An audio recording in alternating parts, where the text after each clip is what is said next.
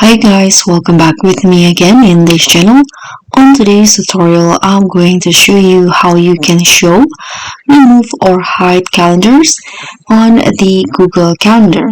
So here I've already opened my Google Calendar and you can find your calendars in the left panel in here under the month in here. You can scroll down and you'll find my calendars and the other calendars. So here first I'm going to show you how you can hide or unsubscribe certain calendars. For example, in here I want to hide this close classes from my calendar. So what you need to do, you can hide it by clicking on this check box.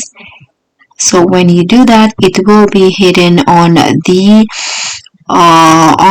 calendar. But if you want to remove it completely, you can click on this cross button to unsubscribe from the roses classes or the certain calendar. You can do that. So here the Google Calendar will ask you again, are you sure you want to remove the calendar? So you'll no longer have access to the calendar or event. So you can just click on the remove calendar if you are confirmed, and it will be removed from your calendar.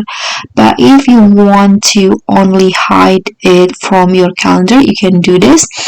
So first you can just go to the one that you want to hide and tap on these three dots icon besides the calendar, and there will be this option hide from list. You can click on that and it will be hidden just like that.